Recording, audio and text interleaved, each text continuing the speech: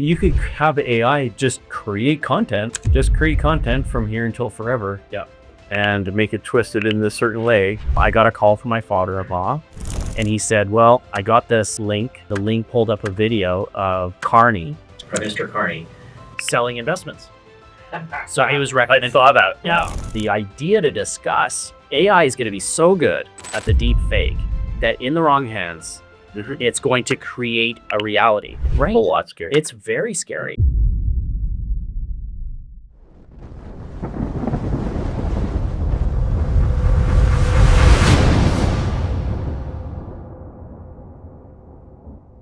All right, Paul, welcome to the show. Thanks, Chris. Paul Fouet. You're I guess, well, what are you? That's better to you say it than I make. So, well, Craig, I am happy to be here. Excellent. But I am a sales and marketing professional. I've been doing this for a long time. I'm willing to admit to at least 30 years of selling technology, business to business, Western Canada. Yeah. And I think off camera we were talking about you made it to Calgary just in time. Where did you came from originally from? So I originally came Scotland. yeah. Well, Seas. yeah. So my family story is it's an immigrant story. Originally, my mom and dad they're Egyptian, and that's where they grew up and where they met. And my dad was a physician who was working in a clinic in Sudan. Oh, wow. As a matter of fact, that's just where the opportunity was for him in a small community. And he wanted to move to the West. So he wanted to move to England or California, or he had family in Canada. So he had to upgrade his Egyptian qualifications to get to the West. So after he married my mom, they immediately moved to England and Scotland so that he could start a residency there. So he'd been working for 8 years as a full-on licensed physician. And then he went back to school. And so they did that. I was born there. And then when he finished his work there, he was recruited to Northern Canada in a little place called Gillam, Manitoba, which is halfway between Flin Flon and Hudson Bay. It's a tiny little hydro town. So we landed there sight unseen in 1970, late 71. And then we moved to the Paw, which was a thriving metropolis of 7,000 people, one set of traffic lights in just a little south of that. And that's where I grew up. And then moved to Winnipeg for university, met my wife there, lived there for a bit, and came out to Alberta in 2001.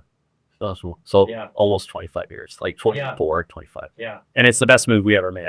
Yeah. Is when you look at Calgary versus Winnipeg, is it the entrepreneurial vibe, or what is it that makes it good? Like we're trying to find something for the new billboard on the highway.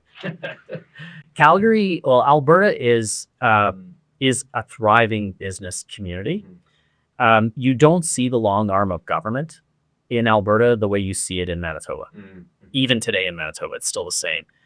And I hate to use the term have-not province, but it's the province is really more social leaning, based on the population type, based on a lot of demographics. Like, it was a thriving place. There was like Chicago back in the, Was there really? well, Like Winnipeg itself? Winnipeg, Or Manitoba? Oh, yeah, Winnipeg, Manitoba. So or the whole province. yeah, it was actually the wheat capital of Canada. You know what? You're right, because the wheat Kings Exchange Board was Yes. there too. I was in that building, and this is kind of a weird side story, but I was there at one point looking for space, and a real estate agent took us into what was the old wheat exchange building. Oh yeah. And it was this wild, it was 2 stories, but it had like a really high ceiling, and it had a balcony all the way around the trading floor. Crazy. And completely empty. He said it's been empty for like a decade. And because the wheat board went online, and then, but he said the wheat board had like a 30-year lease on the building and still paying. And so they just keep it. Yeah. So, wow. So you've heard the Tragically Hip song, Wheat Kings, right? That's referring to the wheat lords of the province, right? These are people who had cornered the commodity market. There's a big commodity exchange in Winnipeg. So if you meet the gentry of that town, the waspy gentry, so to speak, and that's not a derogatory thing, they all started in that, right? In the turn of the century, right? That's why we call it the Chicago of the North now, not in a second city kind of way, but in a weak commodity exchange kind of way. So there's that legacy in the town, right? So, but there's no lasting industry or advanced industry like you find in other places being driven, say, by a resource, right? Yeah, oil, right? Yeah. So there's a lot of apparel, the Schmada trade, so to speak, right? Nygaard and Western Glove, and like there's big companies that are doing that. And Winnipeg has a great population for that. A lot of new immigrants come in and do that kind of work and are grateful for it. That story. I think Winnipeg leaned pretty heavy into the logistical hub concept in the airport. They did years ago. Yeah. And it's, Winnipeg's tried everything, like in the call center world, because there's a neutral accent. They're centrally located for time zones. Yeah. Cheap rent, cheap power. And so in that respect, they're good for data center. Right. They're good for a lot of like smelting and things that require a lot of energy. Yeah. But they've just never been able to get on the innovation bandwagon where people are putting money in there for a good reason. Like there's medical research and all the things that come from a community that has a rich legacy. Like there's old money there. Yeah. So there's great foundations. And so those things continue, like blood research and all kinds of things that, like, Winnipeg's actually, I think, leading in neonatal, like premature births. Really? Yeah. Wow. It's a big wild leader. Yeah. Who'd have thought that? I know, right? And so that kind of stuff happens Yeah. based on its legacy. And so it attracts research and so on. But in terms of like, if you're looking at like high tech and advanced things that require, an academic hub of innovation that then leads to entrepreneurship, because you need those two things kind of married together, and a tradition of like a lot of professional people, say oil and gas engineers, and so they can tell the new guys, hey, this is what we tried in the past. What are you guys doing? And we can provide some perspective and advice. Right. There's not really any of that. So a story in Manitoba, and I hate to put it this way, I don't want to say it's miraculous, but it's kind of like an exception, like a successful story. Like, you may not know Skip the Dishes is a Winnipeg company. Was it really? Yeah. Oh. And I think the two partners, one was from Winnipeg, one was from Saskatoon, maybe. Really? And they sold the company to Dash, and so they cashed out, but it's still a brand. But so it's things like that. There was, back in my days with Nortel, we went and purchased a company that was in Winnipeg, and it was called something YLAN, I think. Oh yeah. Or something. It was a wireless connectivity technology, so you didn't have to put a coax cable. Forget about fire. Yeah. It was like you didn't have to put in a wire, and you could communicate between buildings. Well, the owner of that company, there was some vapor in that company, but it was the .com boom, and there was a big race to acquire all the toys in the sandbox, and Nortel was competing with Cisco. Yeah. And so Nortel had gone and bought Bay Networks and this sort of thing back in the day. And we know who won that battle, but they bought this company and they overpaid for it. And Winnipeggers could see the owner of that company every day at lunch enjoying a bottle of Dom Perignon. Every day he would go and get a bottle of champagne. So for the rest, he just because it was lopsided. Everybody knows these stories in Winnipeg. If you wanted to list the success stories in Alberta, that would be very, very difficult because it's an extremely long list of amazing discoveries. And so that's a long way of saying this is a entrepreneurial place. It's really business driven. When I go back to Manitoba, which I'm doing on Thursday, is I'll go back, and the majority of billboards that I see coming into town are check cashing services and unions. Wow. It just is, credit unions, and then unions, like labor unions have billboards. Wow. So there's just a different tone. Yeah. Right. although I'm proud of the government there. I'm proud of Wab Canoe. I'm proud that that we've brought in a leader from that community that's a first in on the national stage. I think it's great, and I'm proud to be a Manitoban, or recovering Manitoban, but a Manitoban also. Like that is my province, because we also had, I think, the first gay mayor was in Manitoba a long time ago, Glenn something, and I'm proud of that. I like that tolerance. I like that acceptance, and that's something that's very unique about Manitoba.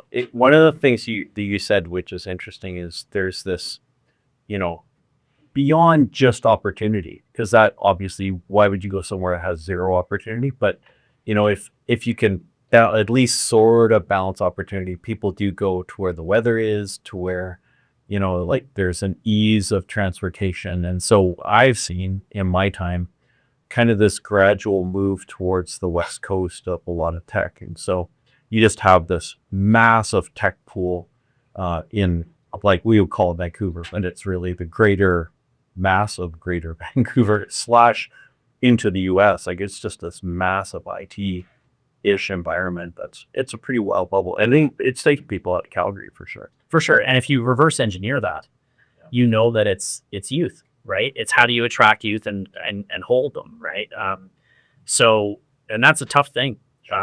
So you have to compete in another way to say, it's not as pretty in Alberta, although it's darn pretty, that it's no Vancouver, but you have to be into that. Do you want to see kayak, or do you want to be in rain, 75 days a year? But how do you compete? It's going to be economically. It's going to be with incentives and other things that are unnatural, right? Yeah. So We do find in our staffing environment, we do find that it's much easier to move a person from Calgary / Winnipeg, like from the east to the west, than it is to move anyone out of Vancouver to come back to Alberta. That's and which is strange, because someone might say, well, the housing prices in Calgary are cheaper than downtown Vancouver, but they might not be cheaper than Richmond, Burnaby, Quesnel. Like you dare to go down the coast and suddenly it's not cheaper. And, it isn't. yeah, sure. And then you have quality, and you don't have to have 3 big code store at the same time, and jumper cables are mysteries to sold in Alberta. So it is interesting though, the whole shift of where things go. Yeah, and back in the day, maybe your generation, my generation were the same. Like, I would move across the country for a 10% increase. Yeah, my kids are not saying that. My kids are both professionals, and they're like, we want to do something important. I love that. I love their values. I mean, they should be better than us. That's what we're supposed to do. But the opportunity evaluation is different now. They want experiences. They're not necessarily on the property ladder. They're happy to rent. My son's an engineer, and he has a business degree as well. He's like, he can crunch any number and say, well, I don't have to be in real estate. I can perform in the market. Like, I can manage my money pretty well doing this, that, or the other thing. So it's a different evaluation. So to be clear, are they, because now we're taking anecdotal evidence, are they interested only in staying in Calgary, or are they totally cool to go anywhere? Right now it's Calgary. Yeah. And that's by the way, that was one of the rationale of moving here, is that when we were in Winnipeg, our class all left for Toronto and Vancouver. Now, it was the early 90s, right? And we were like, screw you guys, we're staying here. It's great. There's, the commute is 15 minutes, and we can have a cabin an hour away and things like that. And so when we made the evaluation to move to Calgary for opportunity for our careers, we thought, Calgary is a place our kids won't leave. It's very unlikely that they'll leave unless they want to do something exotic, like going to England or, Europe, Asia, whatever, right? Which I think they do have a wanderlust, and they probably will do something like that someday. But that was the calculus coming here. But they do want experiences. Like, if my son got a contract tomorrow to go, work in Narita in Japan, he's a skier, he's a backcountry guy. He would do it in a second. Sure. Right. He would want to have that experience. Right. Yeah. So I think that's more important to them. Like he has chosen, for example, not to work in oil and gas. Right. And he's, I look at it as a disadvantage, but he's like, I'm principled in another way. Yeah. And I'm like, how did the shallow gene not get into you the way it is in me? But but I like that. I like those values that they have. I'm proud of them. It does see in my time in being in staffing, and just to revert back to it does seem like the United States kind of breeds a different thinking about moving Yes. to different locations. Whereas, like if there was an entire era of people coming from the US into Canada as the expert in some field, and we had tons of Americans here, and they're not here now. Yeah. So, but there was no big deal. You'd come off of Canada for a 2 or 3 year stint, earn your stripes, and off you go. And then, but moving coast to coast or to any other state doesn't seem to be that big of a deal in the States. But in Canada, it's like we have a hard time getting someone to move from South Calgary. Like it just like people just are stuck with where they are, and good and bad. I guess if you plant roots, tremendous. But if it stands in the way of opportunity, I think that's a challenge too. And so Yeah. No, I agree with you. I'd like to know what that's about. I'd like to know why we're different that way. I mean, I tend to think that Americans, I don't know what that is. Like they seem more rooted with their alumni than necessarily their family. Like they would rather be close to their college town so they could go to football games than like leaving mom and dad 2 hours away in Augusta or whatever. yeah. You know what I mean? So there seems to be a lot of mobility that way. But the heartstrings are with another organization, or another thing that's holding them back. Whereas here, I think I don't know. There's a sense of home, sense of place. I can't put my finger on it. I'd like to know what that's There about. may be barriers to travel to, or I don't know. Yeah, it's interesting though. Like I think if you've been to Disneyland, I have. It's like everyone from all over the U.S. goes there all the time, but we go there once every couple of years. So like whereas if you're in the States, and I don't know if you go to Vegas and you talk to people in Vegas and they're like, why are you guys here? Oh, we're just here for the game tonight. We're flying back at midnight. Yes. It's like, what the? Are you kidding? We would never do that. Like that would be outrageous to travel for hours to go somewhere. But yeah, there it just seems like so natural. Travel is, speaking of ubiquitous, I mean, travel, their industry is so cheap. Yeah, no, right? Southwest is like just its pennies. Yeah. It's like EasyJet, or something like that. So yeah, they don't look at it the way we do. No, it's different. And I guess if you're flying in Canada, it's usually a long distance. Yeah.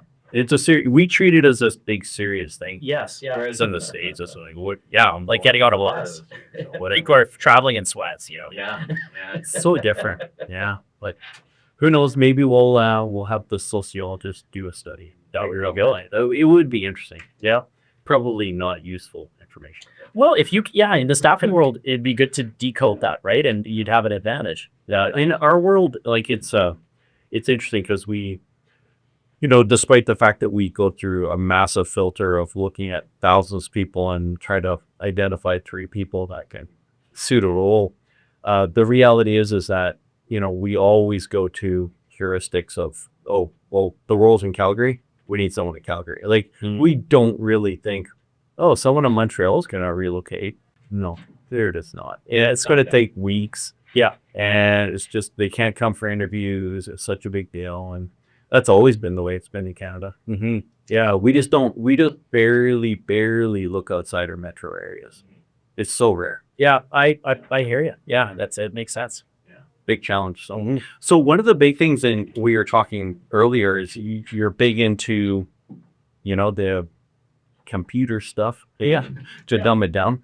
And there's been, since you and I were, in high school, let's say, things have changed a little bit. And so we've gone through, what were the big, like if you could draw, we're going to have to do a chart, and it's going to have, here's the Cretaceous period. And then we got email. What do you think are the big hits from your perspective? Yeah, so like things that are really disruptive, right? Things that really change that people remember. So I'm old enough to remember that in my little house in the Pas, Manitoba, On Christmas morning, my parents would have to book a long distance call home, Yeah. right? So you had to book a line. Wow. And You were in a party line? no, it wasn't a party line, but long distance was restricted. Like there wasn't, there were like, sure, they had undersea Wow. cable and things like that. And it was, the early 70s was the beginning of telecom via satellite, like bouncing a signal off a satellite, right? Yeah. Now it's just it's everywhere. But back then there was limited capacity. You could access it, and it wasn't like it was a Crown Corp, Manitoba Tel. So I mean, there was a tariff price. It wasn't too prohibitive. But we had to write down what we were going to talk to our grandparents about, so that we didn't waste our time. They're only efficient. The old man would say, "Get that right," and so then the phone would ring. It would be the MTS operator saying, "Okay, it's time for your call," and the phone would ring in Alexandria, and my grandparents would pick up and Merry Christmas and blah blah blah, right? Wow. So that would be, I would say that's my first memory. My second one, I was a techie kid, so I had a VIC-20, and I was programming in BASIC in like 7th, 8th grade. So I liked that. I liked solving problems and playing games and things like that. But I think the next thing that I recall would be an ATM. That's interesting. Right. So that was around, for me, I think it was maybe 15 or something, because I had a part-time job, and so and I remember taking my bank book into the Royal Bank, and the teller would write in just this perfect hand what I deposited, what I took out, and etc.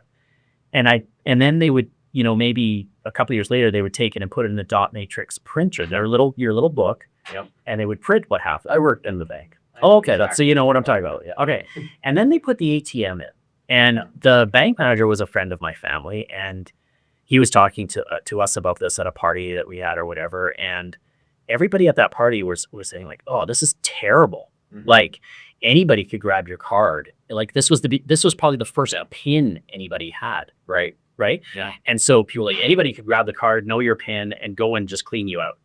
And so there was this reticence of the skepticism of taking the human being out of things. And so, but then I traveled for a year, came back in high school, and everybody had it. And it was Adoption was nothing burger, right? And then of course everybody was ticked off that all these tellers were spun out and things like that, but everybody loved that they didn't have to wait online anymore. I think the banks found other ways to waste their time and money. That's true. Yeah, they put it into marketing, right? And so do I think that improved my experience at the bank? Hell yeah, right? Because I don't care for small talk and whatever, and I don't care for the girl that I grew up with down the street knowing my balance. Yeah, I don't like that. And it gets very a small amount, right? So that would be. So I've always argued that the ATM machine's the only machine in Vegas that I play, because I win almost every time. I still feel like it'd take a bit of a loss. You know what? Can I take that? That's a good day. Yeah, thank you. So then university, etc. So back at U of M in the late 80s, we had to go down to a room where the word processors were. Was not everybody had a PC or anything like that. And then where the printers were. So you'd write your paper, you'd wait to get onto a computer. And so then you'd print it, and it was just incredible. So that was happening. It's just as a side. Yeah. My mom, she was always in school, and she did, I think it must have been her doctorate, maybe her master's. I forget what it was, but as a little kid, as a like probably early teenager, maybe younger, we had to carry these boxes of punched cards down into this room, and you fed it into this bizarro big machine, and you were just like putting them into a tray. And amazing. Was she a scientist? What did she do? She was in sociology and stuff. She was studying, I don't know, like, I don't even remember. Yeah. Well, yeah, some kind of survey data or something. Yeah, it was just survey data, and then it would kick out probably some horrible dot matrix piece of paper with calculations on it. It's like unbelievable, right, where we've come. But it saved her probably 10 bodies and 30 days, right? At work. Yeah. And so these are transformative things. And there's, the next one I remember is working in my first job and voicemail coming to that place. the same thing happened. Yeah. People were like, the human being is out of it. I'm never going to trust this thing. And then, of course, everybody loved it. Yeah. After that, it was email. Mhm. And, in there somewhere along the way was mobility. So, Cantel, it was in the market and started like before Rogers or at the same time. So they were starting to disrupt that way and putting phones in people's hands.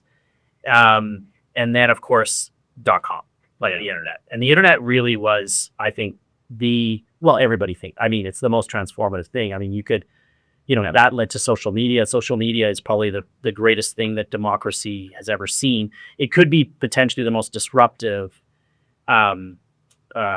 technology since Gutenberg, right? Because, it put power and knowledge in people's hands. Anybody could read anything now. You didn't have to hear it from your priest in Latin.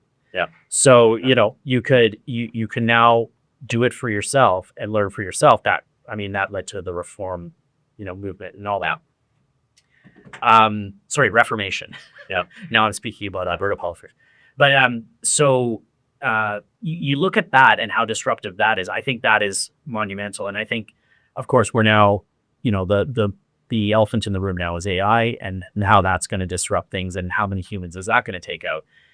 Every time there's been this sort of thing, and this Cloud, I think, fits in there too. Sorry to interrupt, but I think cloud was a big shift. Yeah, cloud is an iteration, a natural iteration from the internet. Yeah. Being that you've got all these deployed resources in a network, yeah, and sharing them, mm-hmm. which I think is genius, right? Like, why should I build more things in my building when I can go across the street and share somebody's that is underutilized, right? But then there's a layer of acceptance. Mm-hmm. And how do you trust something that's across the street? How do you trust something that's across the country, right? And how, and so in my work selling technology, it's always been, where are they on the acceptance curve? Yeah. Right. So we're selling an innovation curve, and we're selling into an acceptance curve. Right. And so if we're an advanced technology, there's going to be people at the bottom of the curve. That's where we're starting, and acceptance is going to be slow. The laggards are going to pay the least, but they're going to have the lowest advantage. I wonder if there's, we're making up theories we could test later, but I wonder if there's like a hyper acceptance where I'm so excited that AI is going to do everything for me. I just stay in bed now, and so there's this hyper buy-in to its capacity to do everything. Yeah. And I like, even where, you think of some of these things where, we get so excited about all of the things it's going to be able to do. And then we have to backpedal a little bit and say, hold on. And, and I would, not that it's technologically, well, maybe there's a technological component, but the whole working from home environment where it was like, everyone's going to work from home, from the CEO to the ditch digger to the guy who lays asphalt to, the accountant. We can all work from home now suddenly. And it's like, just a second. Right. Yeah. He's not working. Yeah. And then we have to backpedal a little bit, but then we right size it, like, you were saying before, we right size that and use it for what it is really good for. So. But to a business person, that is an intoxicating idea. Oh, yeah, absolutely. Right. I can sell my downtown properties. I can get out of these leases. I can redirect those funds. I worked for a company called Calix Networks not long ago, who sells to broadband. So to small broadband companies. There's not too many left in Alberta. Olds had one recently, but it was swallowed up by one of the carriers. And Calix was born remote. They were born in the cloud. Yeah. So they didn't know anything else. And so the everybody that was in that company was really a good remote worker. Yeah. Right. And because the systems were dialed in, everything worked. Right. And they paid more. They said, because we're remote like this, we had a lab in San Jose where scientists were and whatever, but 3,000 other people or whatever it was were working from home, sales, marketing, regulatory, all that kind of stuff. So we had people who were happy to do it. They were making a little more and the systems worked. And so it was good. Our customers liked it, all of that. We could be on the road more.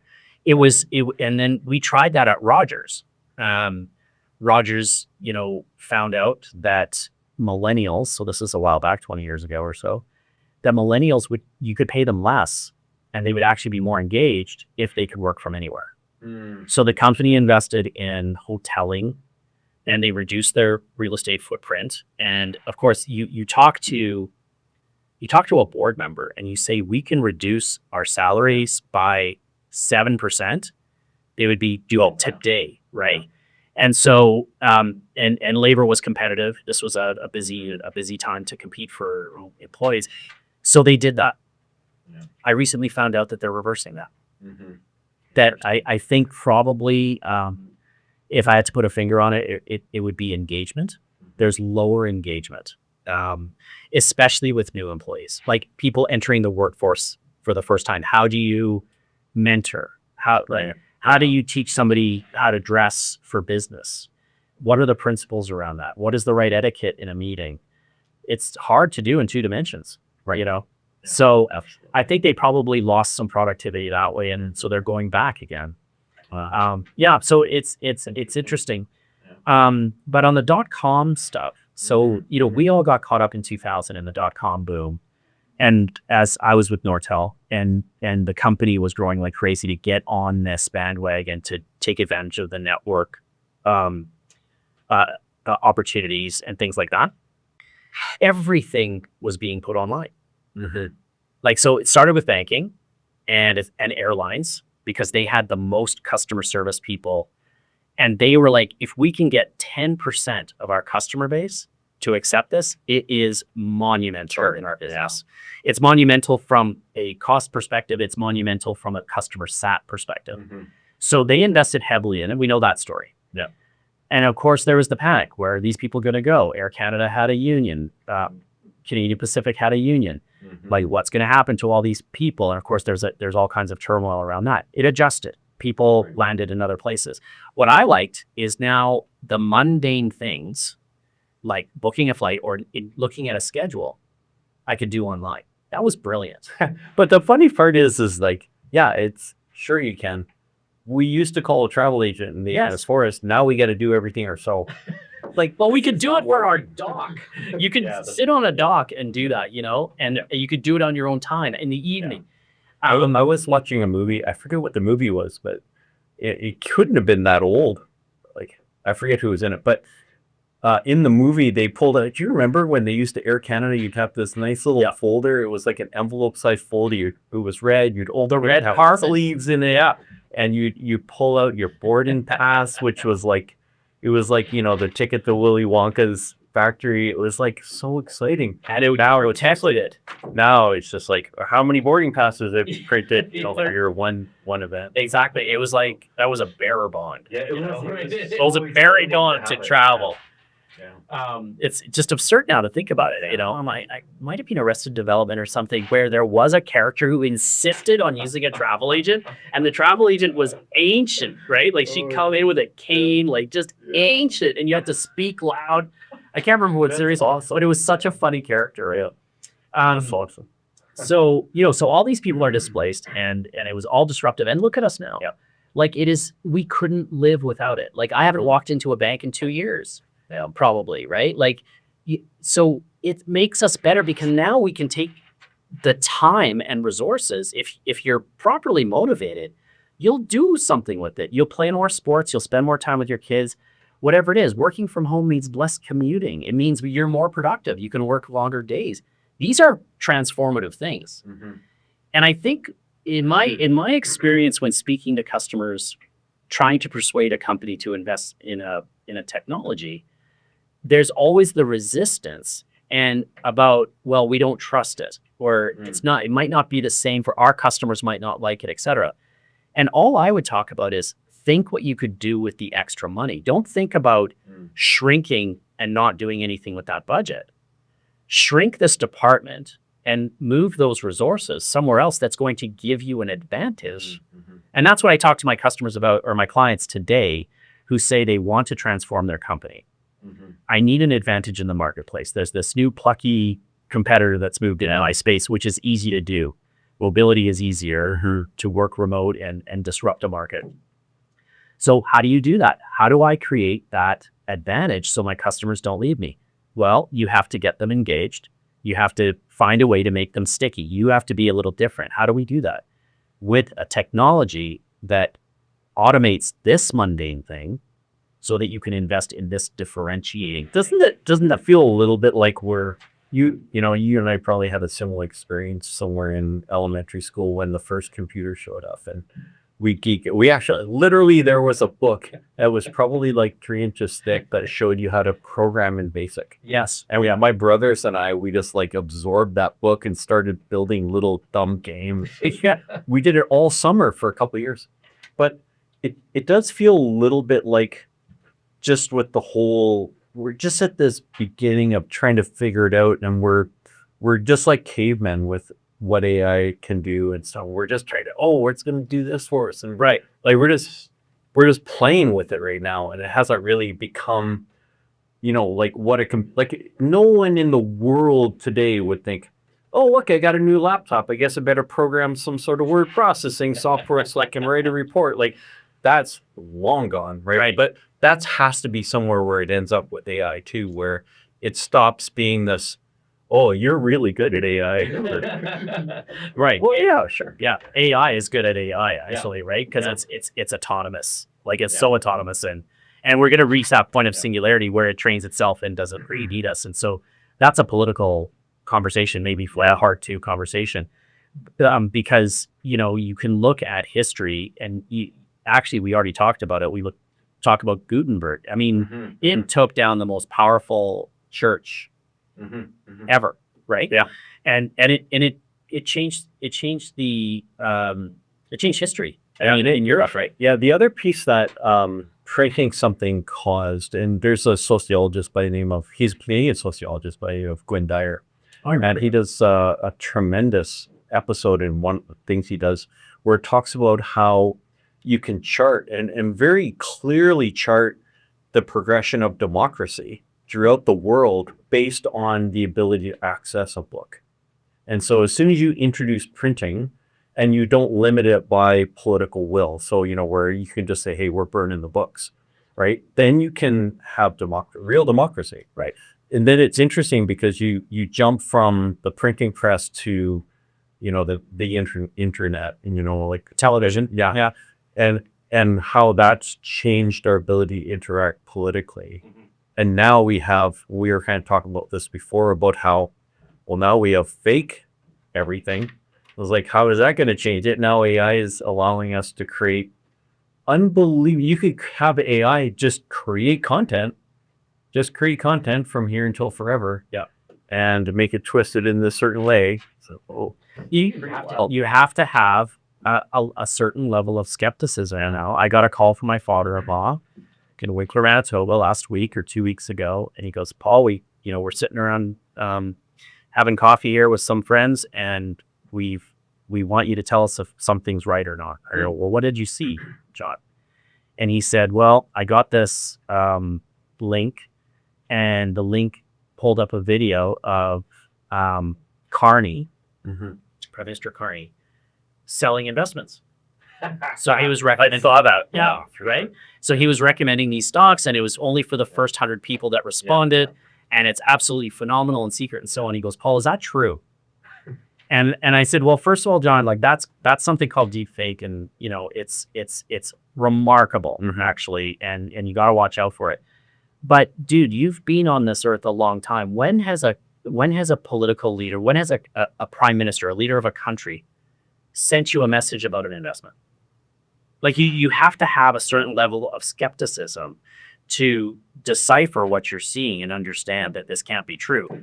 Everything that Trump does, for example, that I see him do and so on, I think that's got to be a deep fake. But in fact, it's true. He actually is that horrible. And so, like, because I'm thinking nobody could be outrageous, right? Like just so deplorable. But that's just a little joke. But so yeah, we touched on this earlier, and I think that there, as you were saying, Gwyn Dyer was charting this. I think that there's going to be a political element to AI, because AI, like we're actually in kind of dystopian kind of period here where AI can take over the world, like in terms of technology. And I liken it to the nuclear arms race. So in the wrong hands, it's going to be absolutely terrible. And so we have to ally ourselves, and it's going to be the US. It's going to be US and China, right? That are going to be the two powers, because it takes a lot of power to do it, like chips and space and political will and all that.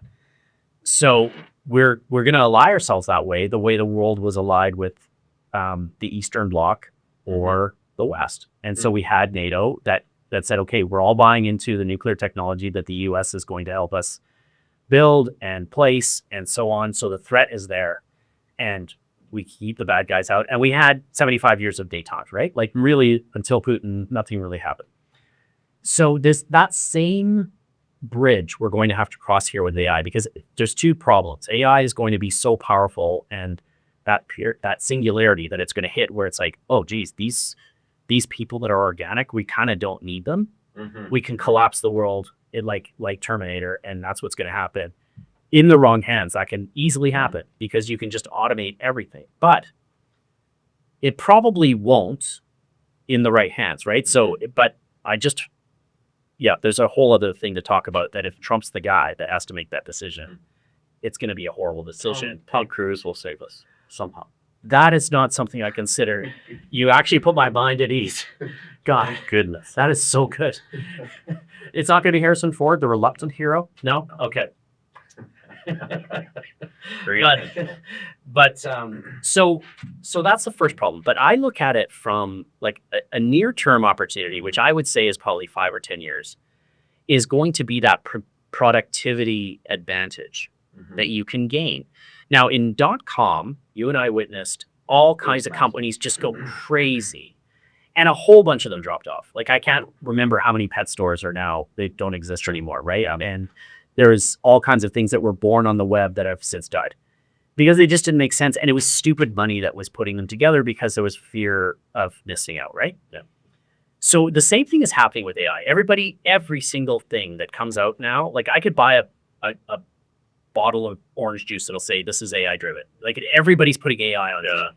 So I think that hype is going to burn out.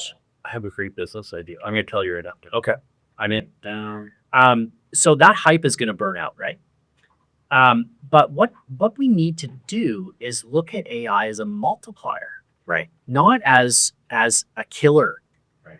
Like it is going to take a lot of knowledge workers out, but it's going to be those knowledge workers that are doing mundane things today. So youth is in trouble, right? Yeah. Those entry-level jobs that are data entry and just plug and play, moving bits and pieces around, that they're in trouble. Like warehouse workers have been experiencing that for 15 years, right? And Amazon's taking the lead on that. So we have Software development and software, massive risk. crazy, but there's also the advantage of now we can innovate at a remarkable speed. Like we'll probably cure cancer in 5 years, and I'll tell you an old story that's from the 1840s about that. So we have to harness it. Like a lawyer recently told me, she said, I just saw that AI can mark up a contract as me. So not just robotic me, but my legal thoughts, my legal style, where I like to focus. And it will mark up the contract for me, and I will look at the comments. I don't have to read everything because it's a form of mimicry. Okay. Right. And she goes, this is crazy. And because I used to maybe give it to a student, give it to the articling people, whatever it is, a junior, because they're billing at a lower rate and all those kinds of things. And she goes, this is crazy. Like we don't need to hire these people. I'm going, what are you talking about? You can 10x your business with this and still have the juniors doing the research that's hard. Right. Like don't look at it like a killer. It's actually an advantage. We don't know how long it will be an advantage. That's kind of the problem. Right. How long before AI is totally great? I'm not going to, I don't think, go to an AI lawyer for a very important thing. Yeah. For a mundane thing, probably. But it should do a contract. Sure. But contracts are templates. Yes. Depending on what kind of contract, right? Like I would sell my house that way. I would I would, maybe an employment agreement, maybe, something onesie twosie, like And it's totally repeatable stuff. totally repeatable, and I'll probably get it at a better rate Yeah. and faster, right? Yeah. So I would, as that law firm, I would start to say, hey, you know what? We've got this nice little package now. Mhm. You can pay us on an annual basis. Yeah. And we'll just give you as many, all you can eat in these categories, right? So stay with us. Mm. That way you can go to Craig, the brainiac of the business, who's a litigator, and really The hard stuff. the hard Yeah. stuff, right? You still have to go to court and do things, Yeah. but you might settle more things out of court potentially because Yeah. it'll become so apparent with AI that I think this is my prediction on this today. We'll record it and we'll see what happens. But I think what we're going to experience is, like, if we look back to our grandparents, when the newspaper arrived, that was not just interesting, it was truth. Yeah. And it was like you'd been given a summarized version of actual reality. Yeah. And then, it's evolving. And then you start to see where you have one newspaper has a slight tainted, view of something, and the other one's kind of on the other side. And now we're in this, well, are you listening to Fox or CNN? And, it's this very kind of polarized environment. And then you layer in deep fakes and you say, oh, pretty much nothing I'm looking at online is real. I had, his name was Dave Rutherford, if you remember. I remember him. Yeah. 770. And he was a neighbor, and we used to talk all the time about radio, and, he'd get in fights all the time, and it was awesome. And, and I remember saying to him when we were having a barbecue one time, and I said to him, it's like, that was a really great show you did today. It was really good. And I love the controversy and that sort of stuff. And he said, Craig, like he kind of shut down where I was going. And he said, you need to understand one thing. I'm in entertainment. If people aren't listening, then we're not making money. And I think once we start to figure out that the news is not truth unveiled, it's really just entertainment. Yeah. And we're kind of absorbing entertainment and taking out, talking points left and right, but it's not objective truth in any way. Yeah. So if AI has the ability to create non-truth, or whatever we would call that, we need to at some point accept that a vast majority of what we're seeing online, especially, is just entertainment. Yes. And that's a great story. I would, and the same thing is happened with 24-hour news, right? Like, Absolutely. it stopped being like that concise paper that is printed and finite for 24 hours, and is curated, in a good way, and it's fact checked and all that. Instead, you're looking for content to put on a 24-hour news cycle. Yeah. It's just noise. It's just noise, and everybody's so pretty. And, so where is the truth? And that skepticism, you and I have the memory of a newspaper. I don't think, right, because I've seen my kids read a newspaper, right? I don't think they would. Who is going to read the last newspaper? It's probably in the next decade. Yeah. Right? That's something that's a .com that boomed really changed. 4 pages that they deliver now. Why, Like, what am I looking at classifieds for, like, garage sales? Like, it's so weird. So, like, and so the trading that I would want to do, or something that I would want to preserve, because I'm starting to preserve libraries, to be honest. I'm hiding books because I just want to keep, like, this baseline reference of history and everything. But we have to find a way to be skeptical. Mm-hmm. Right? Or it's going to be Orwellian. We're just going to be fed by one source. And I think, and again, this might be in another show. I'm not plugging it, but I'm just saying the idea to discuss is AI is going to be so good at the deep fake that in the wrong hands, it's going to create a reality. And we can't let it do that. So politically, though, the government could just say, we own it. Yeah, you're only safe with us. We're the only ones that have the bomb. Yeah. And It's a little scary. Right. A whole lot scary. It's very scary. And because, I mean, even video games, I almost can't tell the difference between a video game and reality. Like flight sims, I have to look so closely out to see that it's like, and with flight sims, it's just the photography is too good, right? That's what I've figured out. But the rendering is unreal. So dynamic is unreal. So how do we do that? And by the way, the bargain that we're going to have to strike, in my opinion, and I was talking to my son about this. He's really well versed in it. The bargain we're going to have to strike is that a politician in the US or in China is going to say, we will protect you with our AI. Mhm. And the Chinese are going to do the same, right? And then we are beholden to that kingdom. Yeah. And democracy is going to be eroded because how do you trust anything? How do we know that the vote was right if AI is counting everything and so on? Like there's that skepticism. You could go so far as to say, I think there was an election, but my only reference point is that I'm seeing it online. Exactly. Like it didn't happen. Exactly. Like, and so there is a movie somewhere about this. I can't remember, is the Book of Eli or maybe, or something along those lines, where everything goes back to analog and there's no, like, I don't know, there's no electricity or something's happened. I can't remember what it was, but there's some movie that referenced that and everything goes back to candles. The Book of and Eli, yeah, You memorized the Bible. memorized the entire Bible. right. And he was the last volume, right? Yeah, absolutely. And so it's things like that that, we may have to return to be able to embrace truth, right? You're going to have to gather in person, right? To see the truth. Yeah. Witness it for yourself. And curate it. Like we have to curate. And I think that's something you did. Hey, how about that for a lead in? Thank you. Well, let's talk about that. Yeah. So I recently wrote my family's memoirs Right. of their immigration from Egypt to northern Canada. And I did that to preserve this history for my parents' Mhm. grandkids, so my kids and my sisters and brothers' kids, so that they can know their story. So I got to ask, because this comes up. When they were looking at the map and doing some research on Canada, they asked someone, it's like, how's the weather there? Did they kind of go, It's okay. Yeah. So it's funny they that deceived?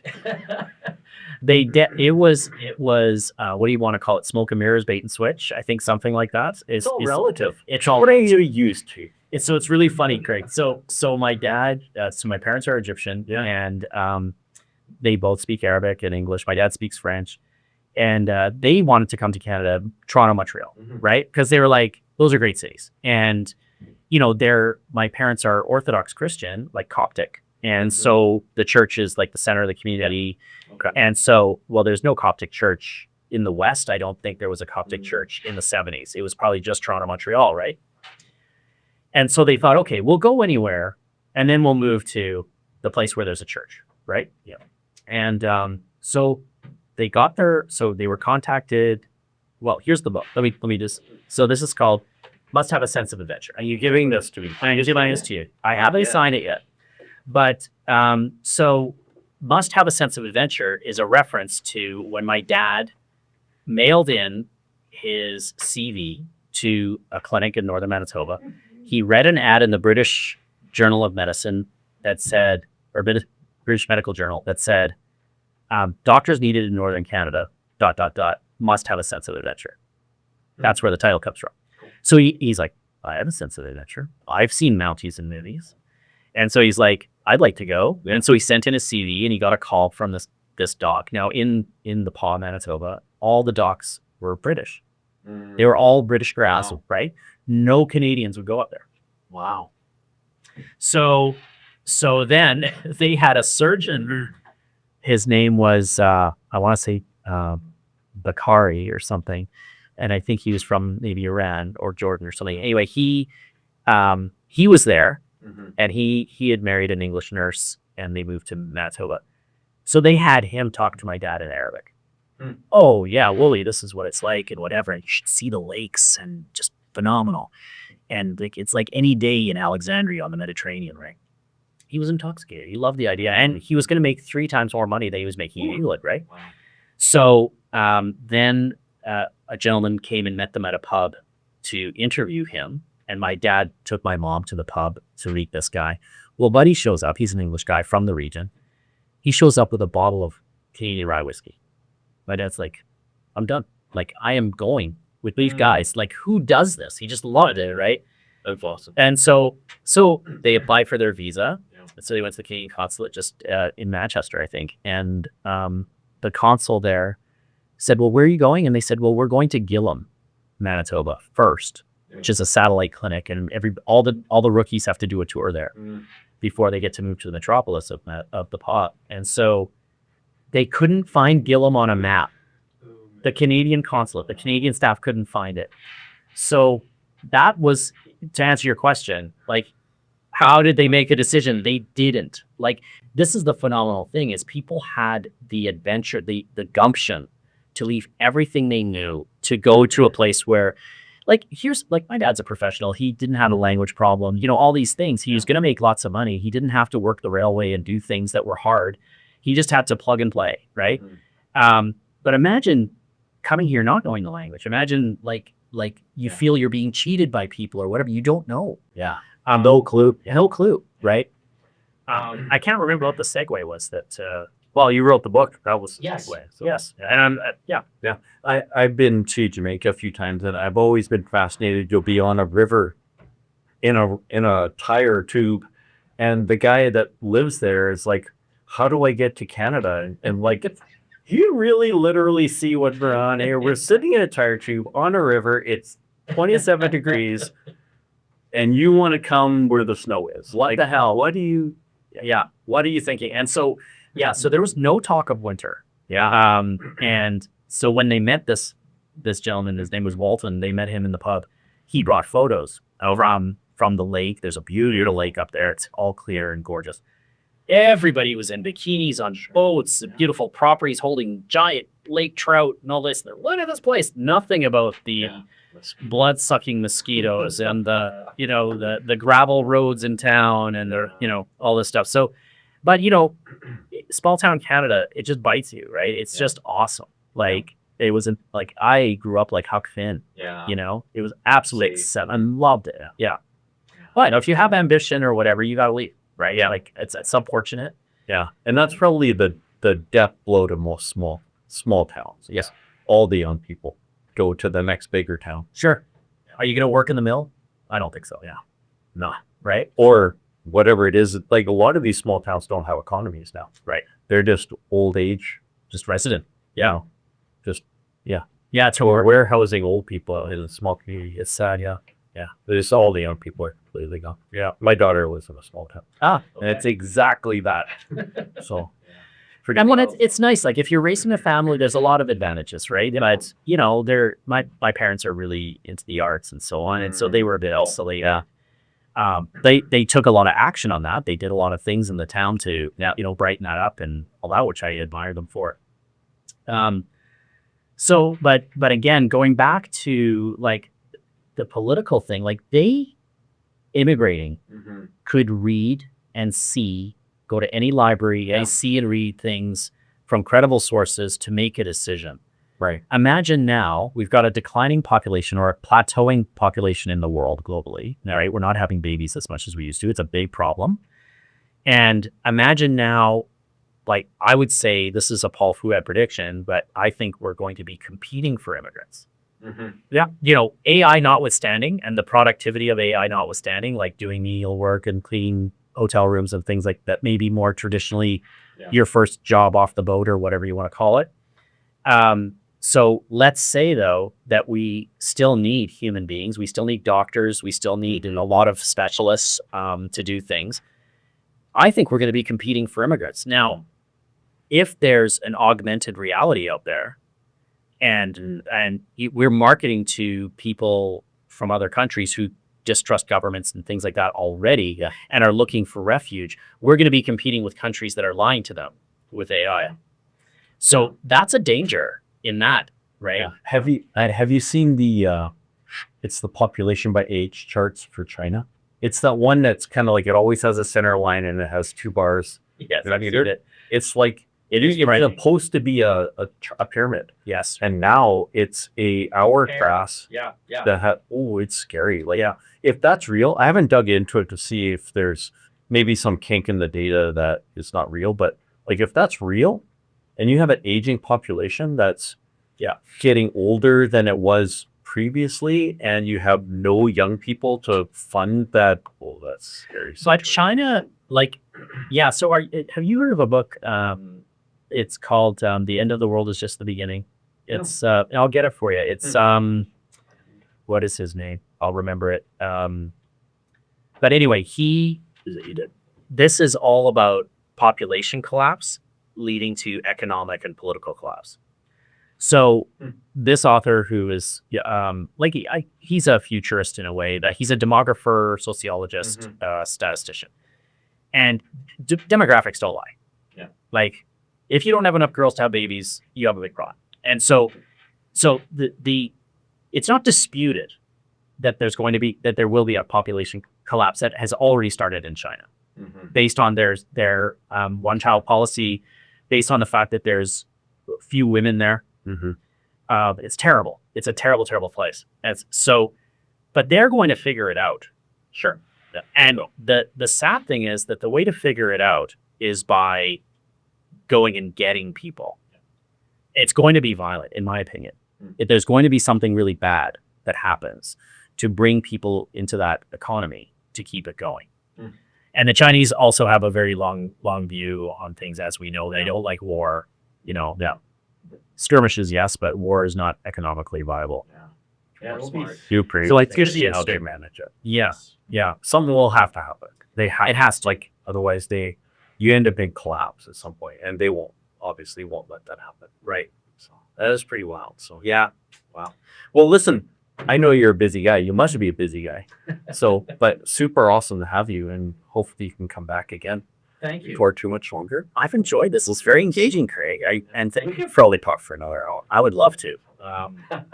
But Kara will come through the door in a moment. That's our James guy, like our, pull this a video up. So yeah, it would be great to have you back in, and we'll see what happens with AI in the next 6 months. So it's something that needs, you are doing very important work by interviewing people with ideas and opinions, because the more we can proliferate the conversation, the better. yeah, absolutely. Right. So we don't get so myopic and Right. like one thing, whatever we're fed, that's what we're eating. Right. If you look at, I'm going to go on a bit. If you look at all the information about AI out there, if you look at articles and so on, it's all disaster. It's all like, it's the Antichrist, right? It's terrible, terrible, right? No one is talking about like what I'm talking about, the opportunity and so on. I think cooler heads will prevail in the long term, but we have to do the right things and be smart. We talked a lot about technology and history, and look back at how that happened. It's just going to happen faster. Yeah. With AI. Yeah. Like, it's the same curve. In some weird way, it is the guns, germs, and steel story with different guns, germs, and steel. Like, it's just a very different technology, right? It's Peter Nehan. Peter Nehan is that author. I think the end of the world is just the beginning. okay. Is it the same guy that wrote? No, Jared. Eric Gunn. Yeah, Jared. And I just got another one. He's still alive. Let's go. Wow, that's cool. I thought he would have died of malaria. Wow. Well, we'll have to get together and talk about guns, germs, and steel. That'll be a fabulous book. Yes. So Yeah. Well, great to have you. Thanks for coming. We'll do this again soon. thank you, Craig. All right. Thanks.